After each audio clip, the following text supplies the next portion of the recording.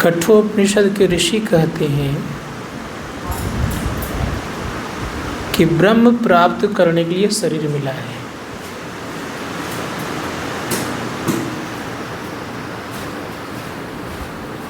अब ब्रह्म प्राप्त नहीं करेंगे तो क्या होगा? तो कहा यह चेद वेदित सत्यमस्तिना चेदिहा भेदीन महती विनिष्ठे भूतेषु भूतेषु विचित धीरा प्रत्याशमाद लोकात् मृता भवन्ति। अगर इस जन्म में आपने ब्रह्म को जान लिया तब तो ठीक है, अगर ब्रह्म को नहीं जाना तो बहुत बड़ी भारी हानि होगी। अब समझना होगा यह कि सब कोई तो ब्रह्म को नहीं जान सकते, लेकिन कह रहे हैं कि अगर इस जन्म में ब्रह्म को जान लिया तब तो ठीक है, अब ब्रह्म को नहीं जाना तो बहुत बड़ी भारी हानि होगी। क्या हानि होगी भाई? हानि से मतलब ये होता है कि अन्य योनियों में हम लोग जाएंगे, ये हानि होगी।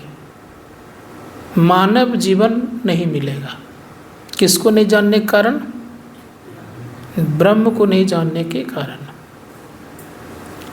संत महात्मा गण कहते हैं कि दो तरह का जानना होता है, एक प्रोक्ष, दूसरा अपरोक्ष। प्रोक्ष रूप में अगर ठीक ठीक हम लोगों ने ईश्वर स्वरूप को जान गए, ब्रह्म को जान गए प्रोक्ष रूप में, तब तो बार बार हम मानव जीवन में आएंगे। अब कोई पूछे कि यहाँ आश्रम में आने से क्या फ़ायदा? यही फायदा होता है कि बार बार जब आप ईश्वर के संबंध में जानते और हर हमेशा याद रहती है, तो समझिएगा कि मरने वक्त भी अगर यही याद रह गई, सत्संग ध्यान की वासना लगी रह गई, तो मानव जीवन सुनिश्चित होता है। इसीलिए आश्रम में आना चाहिए। संत महात्मा गण कहते हैं अगर यह ज्ञान नहीं है तो समझिएगा कि घर में तो क्या होता है, चले जाइए घर में कोई घर ऐसा है जहाँ की गृह कारज नहीं है। गोस्वामी जी महाराज कहते हैं गृह कारज नाना जंजाला। कितनों आपकी सुविधाएं घर में बड़े पड़े हैं, सुविधाएं से ओतप्रोत हैं आप, लेकिन कोई न कोई कार्य आपके जीवन में वहाँ बना रहता है। कोई न कोई कार्य रहेगा। रिटायर हो गए कोई तो एक काम तो लगता निश्चित है। कौन सा काम? पुत्र है तो पोता भी होगा, पोता को स्कूल ले जाना लाना, उनसे आसक्ति बढ़ते जाना। दूसरा, गाय का दूध लाने का प्रबंध। ये दो काम अक्सर आजकल रिटायरमेंट वाले को काम लगता है, अक्सर लगता है। संत महात्मा गण कहते हैं कि ये कब तक चलते रहता है कि जब तक कि आपका हाथ पैर नहीं चलता है तब तक दूध लाना काम चलते रहेगा। हाथ पैर चलना बंद हो गया तो सबको याद रखिए कि ये ज्ञान होता है सबको, और सबको प्रिय भी होता है। मूल धन से ज़्यादा ब्याज पर ज़्यादा लोग ध्यान देते हैं, ये सुनिश्चित है। मैंने देखा है ब्याज लगाने वाले को, अरे तुम मूलधन रख, ब्याज तुम मंथली में दिया कर, महीना महीना दिया कर। ये मैंने देखा है। ब्याज पर अति मोह होता है, अति आसक्ति होती है, और यहाँ अगर आप बार बार आते रहेंगे तो ये ठोकरें लगती रहेगी। तो मोह रूपी जंग धीरे धीरे छूटते रहेगा, और छूटते रहेगा तो एक न एक दिन कहीं शरीर छोड़ते वक्त अगर ये याद बना रहा कौन सा, ध्यान और सत्संग का, तो ये आपको क्या करेगा, मानव जीवन दिला के रखेगा। क्योंकि गोस्वामी जी महाराज कहते हैं, बास, कबीर साहब कह रहे हैं, बास सुरति ले आवहीं, शब्द सुरति ले जाए। इसी कारण से बार बार आश्रम आना चाहिए और सत्संग सुनना चाहिए, यही कारण है। संत महात्मा गण का अगर ये कारण अगर जीवन में नहीं धारण कर पाए और ये ज्ञान नहीं रहा किसका, ईश्वर स्वरूप का, तो निश्चित नहीं है कि आप मानव जीवन में ही आएंगे। ईश्वर स्वरूप का ज्ञान होना चाहिए। ईश्वर स्वरूप का ज्ञान होगा तो ईश्वर के प्रति आपका प्रेम बना रहेगा। नहीं तो बहुत लोग कहते हैं ईश्वर होता ही नहीं है, आज भी कहते हैं, छोटे छोटे बच्चे कहने लगे ईश्वर तो होता ही नहीं है। क्यों कहने लग गए, कारण क्या, कि सही रूपन ईश्वर स्वरूप का ज्ञान उन्हें नहीं है। जिनको सही रूपन से ईश्वर का स्वरूप का ज्ञान हो जाएगा वो इस बात को नहीं कहेगा। अब ईश्वर है क्या, ये जानना चाहिए। हम लोगों के मन में जो बात बैठी है और आजकल के बच्चे जो नकारने लग गए ईश्वर को, कारण बता रहा हूँ क्या है। वे याचना करते हैं मंदिरों में जाकर के, उसकी पूर्ति नहीं होती है तो कहते ईश्वर नहीं है। लेकिन अगर उनको सही से बताया जाए कि ईश्वर स्वरूप क्या है, तब वो सोच सकते क्या है। तो उपनिषद कार कहते हैं कि तुम जो मन से गठन करके, मन से गढ़ के जो तुम ईश्वर के स्वरूप को दिखा रहे हो, ये गलत है। कौन कर रहा है, उपनिषदकार कर रहे हैं। क्या कहा उन्होंने, हम लोगों ने जितने भी मंदिरों में ईश्वर का रूप दिए हैं, मन से गढ़ के तो दिए हैं, और वहाँ चाहते हैं कि मेरा मन का कामना पूरा हो जाए। नहीं होता तो हमारे अंदर में क्या आता है, नास्तिकता की भाव आ जाती है। तो उपनिषद कार्य करें, यन मनसा न मनुते एना हुर्मनो मतम तदे ब्रह्म तम विद्धि नदम यदिदमुपासते। जो हम मन से मन करते हैं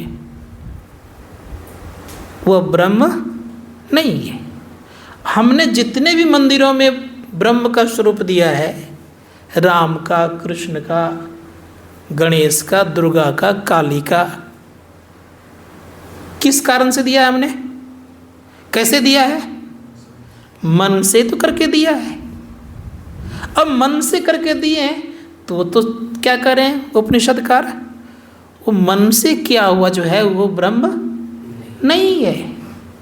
क्योंकि मन के द्वारा कुछ भी आप बनाएंगे तो मन एक जड़ है, तो बनाएगा ये क्या, क्या बनाएगा ये, विचारना होगा थोड़ा सा। जब मन एक जड़ है तो ये निर्माण भी क्या करेगा, जड़ ही करेगा।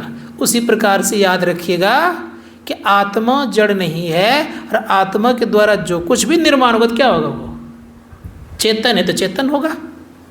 संत महात्मा गण कहते हैं इसी कारण से हम लोग थोड़ा दूर भागते जा रहे हैं। तो उपनिषद कार्य करें, मन से जो मन किया तो ब्रह्म नहीं है। अब कहने लग गए कि जिसके द्वारा मन संचालित होता है, किनके द्वारा संचालित होता है, मन संचालित आत्मा के द्वारा का, आत्मा के द्वारा जो मन संचालित वही ब्रह्म है। उसको अगर हम आप जान लेंगे तब कभी भी हम लोग नहीं कह सकते हैं कि ईश्वर संसार में नहीं है। किनके द्वारा, आत्मा के द्वारा।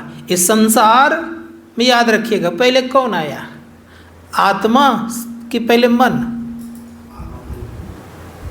इस संसार में आया पहले कौन, आत्मा ना, तब ना मन संग किया।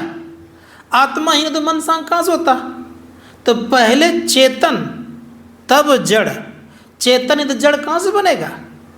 ऋषि मुनियों ने कहा है कि चेतना अवस्था को हम लोगों को जानना पड़ेगा। चेतना का कभी, चेतन का कभी नाश नहीं होता। केवल नाश किसका होता है, तो शरीर का। सही भाव में अगर देखेंगे, बहुत गहराई से चिंतन करेंगे तो जड़ भी, जड़ शरीर है स्थूल शरीर है जड़, तो स्थूल शरीर में 5 तत्व पाए जाते हैं। विचार करिएगा थोड़ा सा, पांचों तत्वों की स्थिति क्या होती है? पांचों तत्वों में विलय होता है। बात में आ रही है? अग्नि है, इसमें अग्नि आग से मिल जाती है, इसमें पानी है तो पानी से मिल जाता है, इसमें मिट्टी है तो जल करके राख बनने पर मिट्टी मिल जाता है, इसमें हवा है और चेतन है। चेतन तो अपना स्वच्छ रहता ही है, हवा और आकाश दोनों मिल जाते हैं। शब्द नहीं होता है ना, मरने पर शब्द होता है? नहीं होता है ना, तो शब्द भी मिल जाता है और दूसरी बात क्या, हवा भी मिल जाती है। तो सही रूप में अगर देखेंगे तो पांचों तत्वों का पांचों तत्वों में विलय होता है। बहुत चिंतन करने से पता चलेगा। इसीलिए ऋषि मुनियों ने कहा कि पांचों तत्वों का विलय होता है, और विलय होने को हम लोग नाश नहीं कर सकते। बात समझिएगा थोड़ा सा। लेकिन शाब्दिक भाषा में, सांसारिक भाषा में हम ये कह सकते हैं कि शरीर का नाश हो गया, लेकिन मूलतः कुछ न कुछ आंशिक रूप से शरीर रहता ही है। जैसे एक उदाहरण दे रहा हूँ मैं आपको। कभी कभी आप लोगों ने टीवी पर समाचार लिखते देखे होंगे, टुकड़े टुकड़े में विभक्त हो जाता है, लगता है एकदम बहुत बारीक से बारीक हो जाता है, फिर एकाएक वह मिलकर के समाचार पत्र लिखा जाता है। देखें कभी ऐसा? क्या वो कहीं चला गया था? वो टुकड़े में भले विभक्त हो गया। उसी प्रकार से याद रखिएगा, ये शरीर को धारण करता है कौन? दूसरा उदाहरण दे रहा हूँ। हम लोगों के यहाँ से कपड़े को लोग ले जाता है मांग करके, या बेच देते हैं लोग, उसको क्या बोलते हैं उसको, फिर से उसको बनाता, रिसाइकिल कर देता है उसको, फिर बोतल बन जाता है। तो क्या बोलते हैं, बोतल खत्म हो गया। लेकिन बनाया किससे? उसी मैटर से नहीं लेकर के वही तो रहा। तो ठीक परमात्मा भी क्या करते हैं, ये पुराना जब होता है तो जला देते हैं हम लोग, सड़ा दे, जमीन गाड़ दिए तो सड़ गया। लेकिन सब तत्व मिलता है, अग्नि आग में, जल जल में, मिट्टी मिट्टी में, हवा हवा में, और आकाश आकाश में मिल जाता है पांच तत्व। अब पांच तत्व मिलने के कारण पुनः स्थूल शरीर रहता है, तो पुनः शरीर धारण करता है।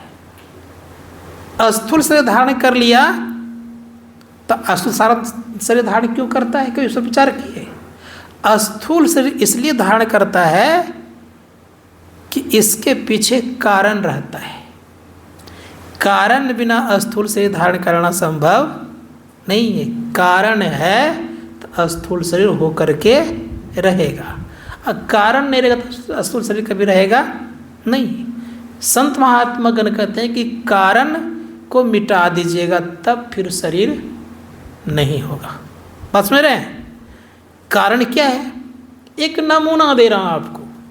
आपके घर में चना होगा, चना के छिलके को उठाइए, हटा दीजिए, दाल को आप तोड़िए, बीच में छोटा सा कण रहता है, समझिएगा थोड़ा सा। वो कण अगर नहीं रहे तो अंकुर नहीं होगा, और अंकुर नहीं होगा तो फिर पौधा को रूप धारण नहीं लेगा, और पौधा अगर नहीं होगा तो फिर उसमें फूल और फल लगने वाला नहीं है। किसके कारण हुआ? वो जो कण था उसी कण के कारण कहाँ है वो? दो दालों के बीच में है। अगर वो नहीं रहेगा तो अंकुर नहीं होगा। उसी प्रकार से वो है क्या? यद्यपि उसका कोई वैल्यू हम लोग नहीं दे रहे हैं कोई वैल्यू, लेकिन वही सब कुछ निर्माण का है, अर्थात पौधा बनाने का, अंकुर बनाने की ताकत है। संत महात्मागण कहते कारण के आधार पर स्थूल शरीर बनता है, पहले तो सूक्ष्म फिर स्थूल। इसलिए संत महात्मागण कहा, इसीलिए इस शरीर को भगवान ने कहा कि सबसे सुंदर मंदिर है ये। भगवान शिव कहते हैं कि बिंदुनाद महालिंगम शिव शक्ति निकेतनम देहं शिवालयं प्रोक्तम सिद्धम सर्वदेही नाम। बिंदुनाद ये महालिंग है, शिव शक्ति का ये घर है, देह को शिवालय कहा गया। संत महात्मागण कहते हैं कि देह से सुंदर शिवालय और कोई नहीं होगा आपको, क्योंकि इसी शरीर में सिद्धियां मिलती है। आज जितने भी मंदिर बने हैं किन के आधार पर बने हैं? आधार देखिएगा तो कोई न कोई वहाँ महात्मा का आधार जरूर है। कोई न कोई महात्मा ने उस तत्व को प्राप्त किया है, तो उनके प्रभाव से वो जगह का निर्माण हुआ है कि नहीं। प्राय मंदिरों को देखिएगा, जो बड़े बड़े मंदिर हैं वहाँ कोई न कोई महात्माओं का प्रादुर्भाव है। चारों मठ की स्थापना किन्होंने किया? शंकराचार्य ने किया। कोई साधारण दर्जे के महात्मा तो नहीं थे, अव्वल दर्जे के महात्मा थे। तो विचार करना ये होगा कि ये मंदिर किसके कारण बना? इसको क्या किया? सिद्ध। कौन? मनुष्य ने तो सिद्ध किया। सिद्ध कर लिया तो सिद्ध के प्रभाव से उन्होंने चलो कहा कि मैं जिसका पूजा कर रहा था उसका एक निर्माण कर दूं। ऋषि मुनिगण कहते हैं कि ठीक उसी प्रकार से याद रखिएगा, सबसे अच्छा मंदिर आपका शरीर है, और शरीर को मंदिर बनाने का काम भी भगवान ने आपको सौंप के रखा है। भगवान राम ने कहा कि सुनो भाई, तुम्हारा शरीर विषय भोग के लिए नहीं है, तुम्हें उस परम तत्व को प्राप्त करने के लिए है, और इस शरीर को सिद्ध बनाने के लिए है। सिद्ध शरीर बन जाएगा तो क्या होगा? सिद्ध शरीर बन जाएगा तो देखते हैं सिद्ध शरीर बनने वाले की स्थिति। हमारे गुरु महाराज का शरीर छूटने के बाद भी बताता हूँ, बर्फ में रखा गया था। लोग बर्फ का पानी पिघलता था तो बोतल में भर भर के घर में रखा था। जितना पवित्र वो गंगा जल है उससे ज़्यादा पवित्र आज भी किसी घर में वो पानी है, एक बूंद खराब नहीं हुआ है। कौन सा पानी? शरीर से निकला हुआ पानी। जितना पवित्र गंगा जल है उतना पवित्र उनके चरणोदक होते हैं। आज भी गुरु महाराज का चरण का जल किसी के पास है, एक बूंद खराब नहीं हुआ है। किस कारण से? जब इसको आप सिद्ध कर लेते हैं तो संत महात्मागण कहते बहुत कुछ हो जाता है। जब भगवान ऋषभ जैन धर्म के प्रथम प्रवर्तक कहे जाते हैं, उनको राजा नाभि के पुत्र थे, और ये जब अवतार लिए इनके पास 8 सिद्धियां थी। 8 सिद्धियां होने के नाते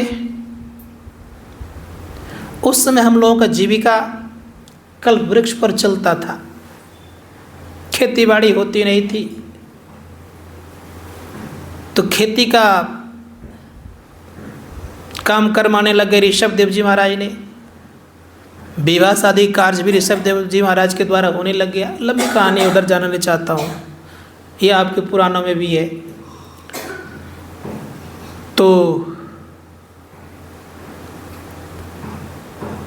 अब उन्होंने सोचा कि अब इस शरीर का परित्याग करने के पूर्व जो बचे खुचे समय है इसको मैं साधना में लगा दूं। कहा देखो जी, हम अब राजकाज चलाएंगे नहीं, चौथापन में मैं प्रवेश करने जा रहा हूँ। दूसरा पंथ में चलाया, तीसरापन मेरी इच्छा जंगल जाने की, तो बहुत आग्रह किया कि कुछ दिन और ठहर गए। कहा अब नहीं रहूँगा। हम लोग तो बार बार घर में रहना चाहते हैं कि नहीं। तो स्थिति क्या हुई? कहा अब रहूँगा नहीं। कहा कहाँ जाएंगे? कहा जंगल। तो जंगल गए तो 4000 लोग और लग गए उनके पीछे, हम लोग भी जाएंगे। उन्होंने ऐसा जगह का चयन किया कि वहाँ तक कोई पहुँच नहीं पाए।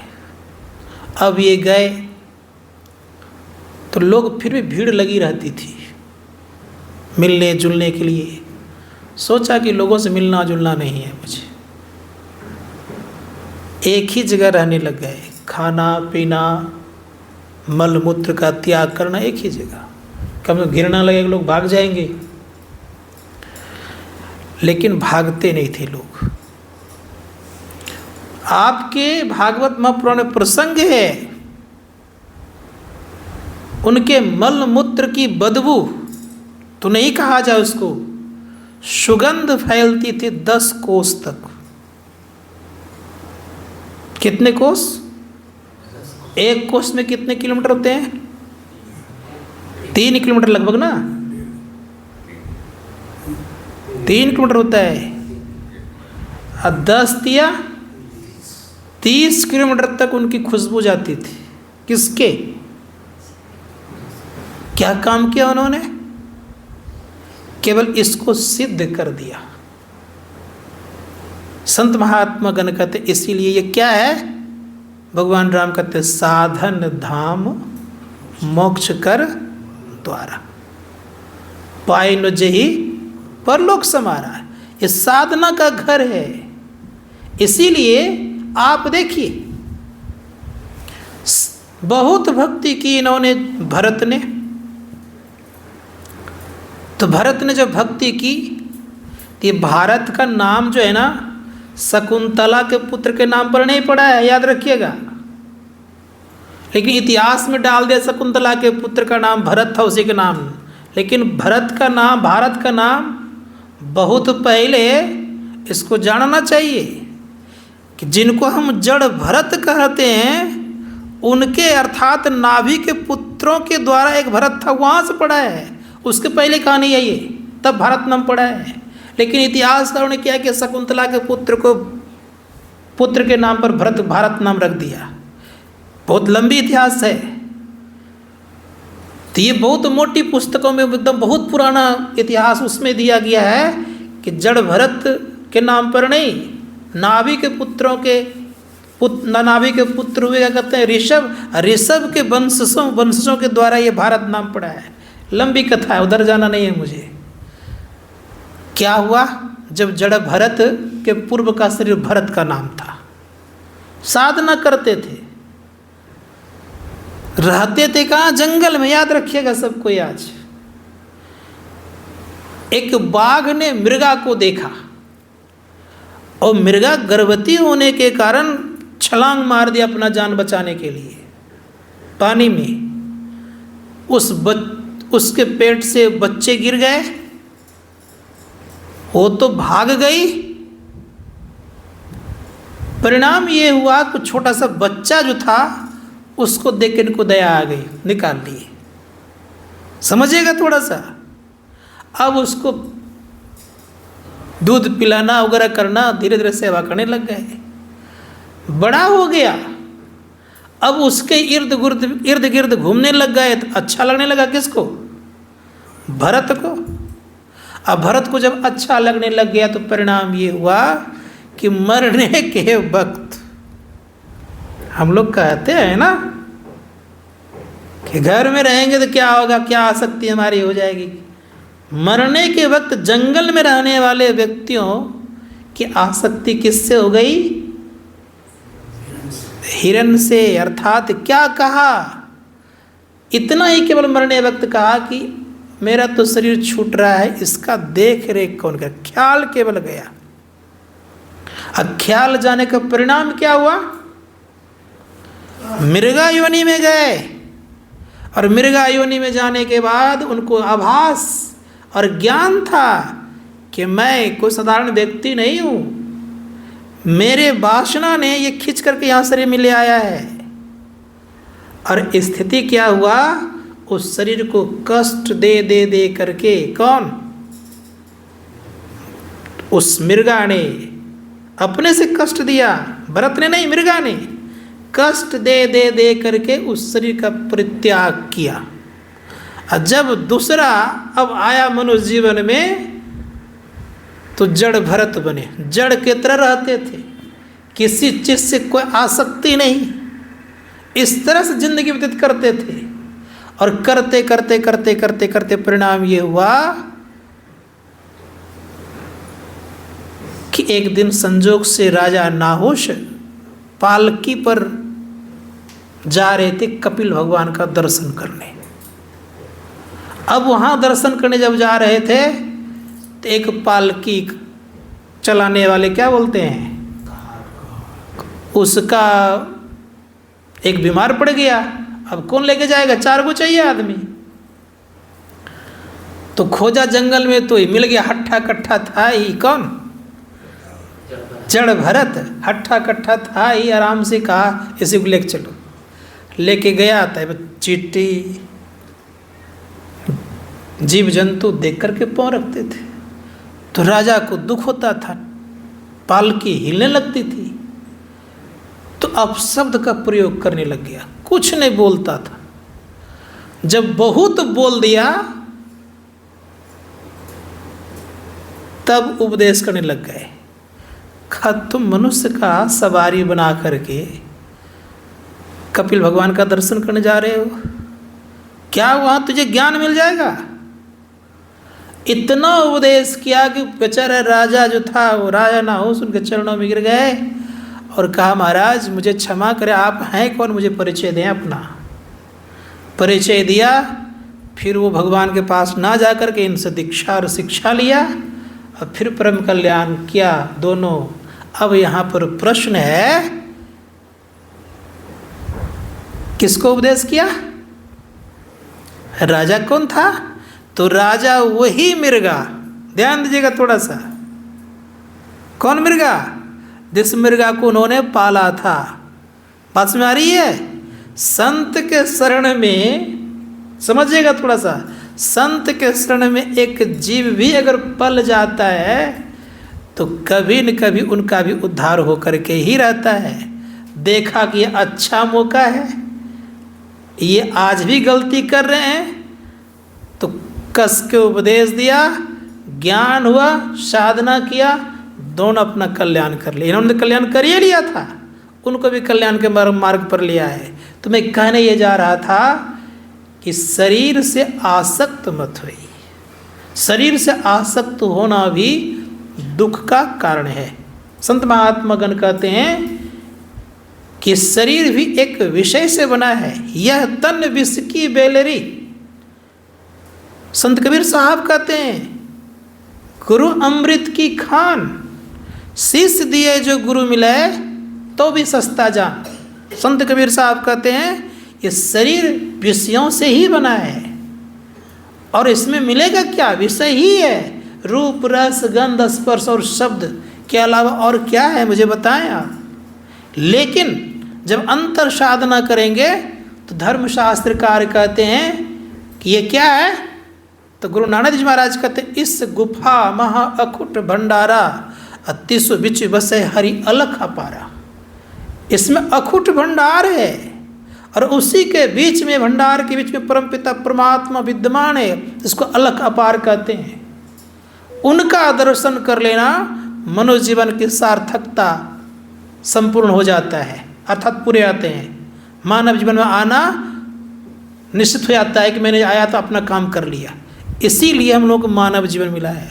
तो प्रयास करना ये चाहिए हम लोगों को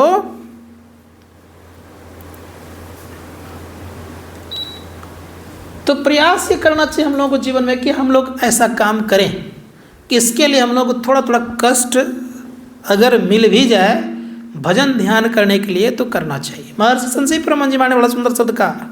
उन्होंने कहा एक वक्त का अगर भोजन नहीं मिले तो उतनी हानि नहीं है, लेकिन एक वक्त का अगर भजन छूट जाए तो बहुत बड़ी भारी हानि है।